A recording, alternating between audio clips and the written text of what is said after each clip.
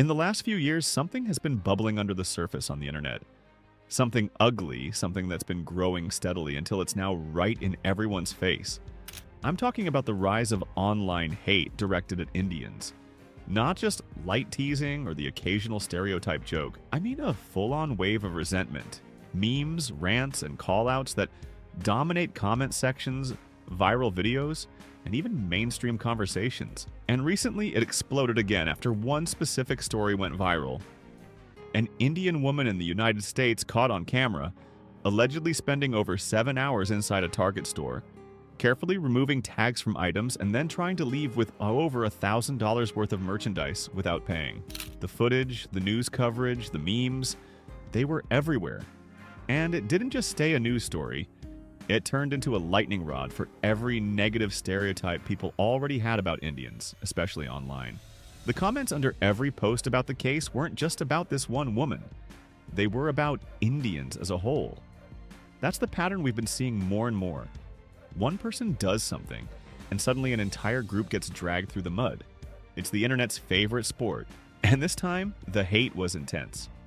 Let's start with what happened in that Target because that's what everyone's talking about. According to multiple reports and footage released, this woman wasn't just doing a quick grab and run.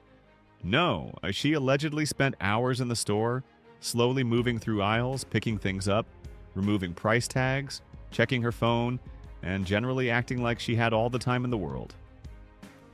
Staff got suspicious, kept an eye on her, and eventually, when she tried to leave with a cart full of stuff, valued at somewhere between $1,000 and $1,300, security stepped in.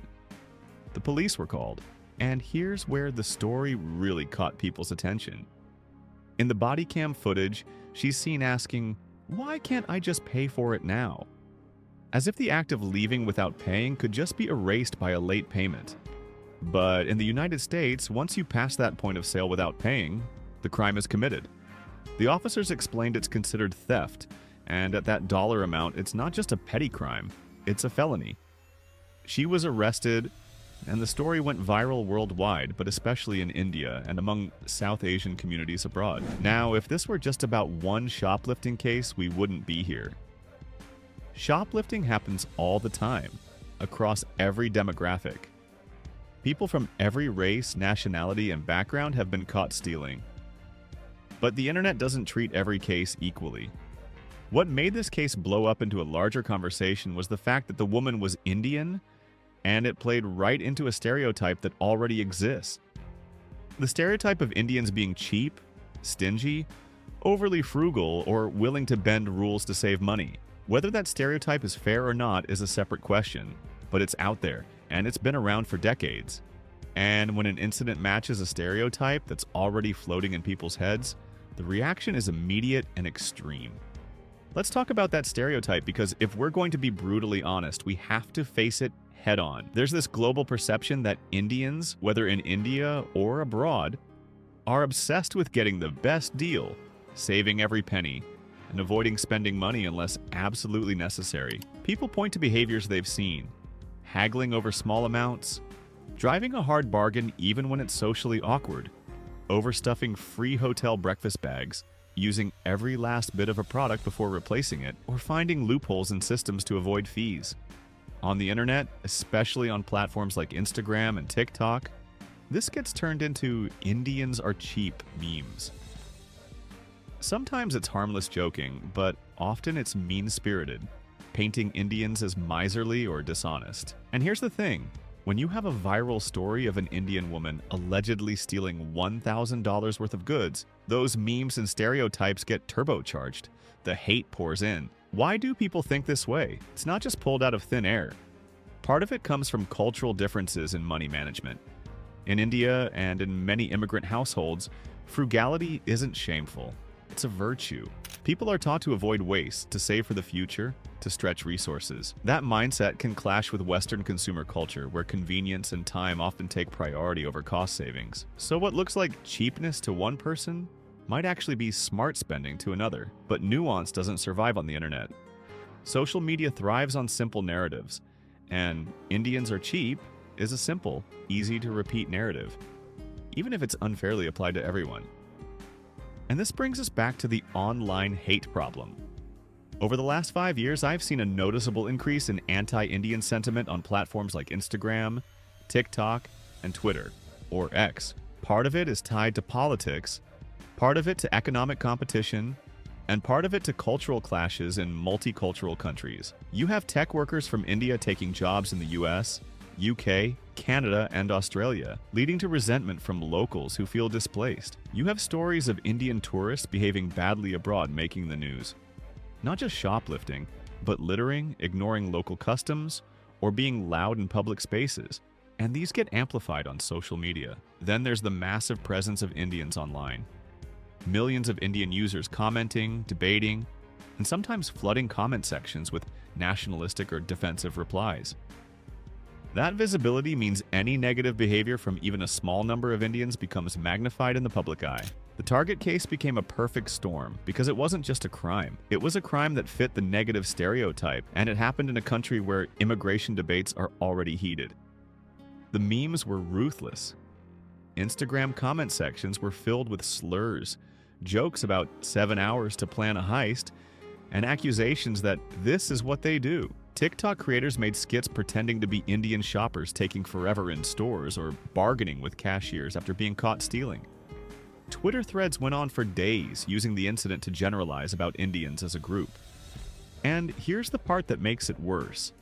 Every time Indians push back in the comments, defending themselves or pointing out that other groups shoplift too, trolls interpret that as Indians can't take criticism, which feeds the cycle even more. To understand why this is happening now, you have to look at how the internet rewards outrage. 10 years ago, an incident like this might have been a local news story, and that's it. Today, with social media algorithms, anything that provokes a strong emotional reaction gets boosted.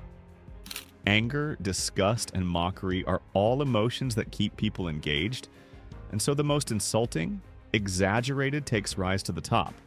If a post says, "One woman was caught shoplifting at Target," it's not going viral. If a post says, "Indians at it again, stealing in America," that gets shares, comments, and arguments.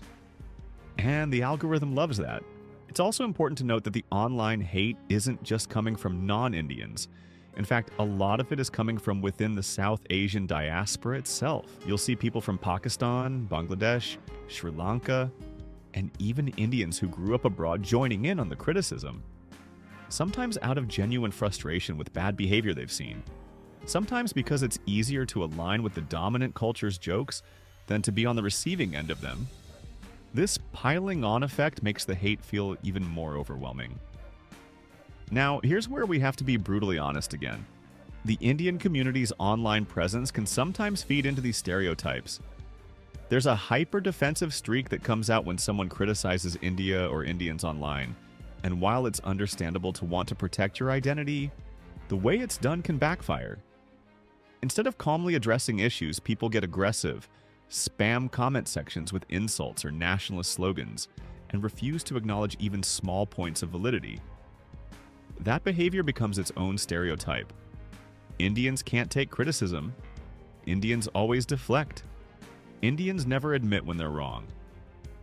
So when a story like the Target theft hits, the reaction isn't just about the theft, it's about every negative interaction people have had with Indians online before. The cheapness stereotype has another layer we need to talk about, one that's uncomfortable.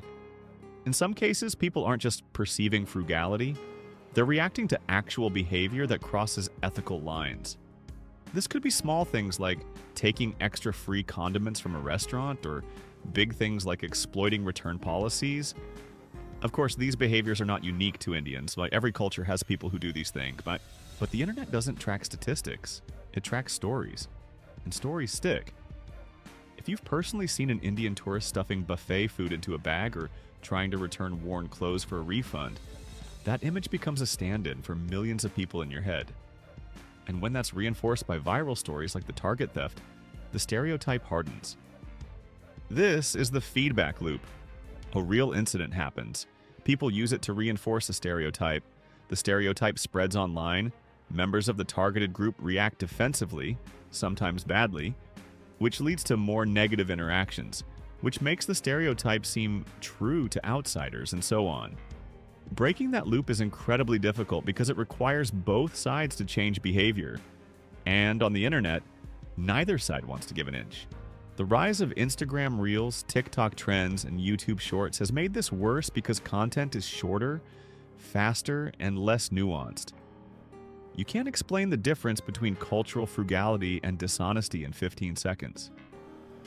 You can't show the diversity of behavior within a billion-person country in a meme. But you can get 1 million views by making a joke about Indians arguing over a $1 discount. And so those are the stories people hear.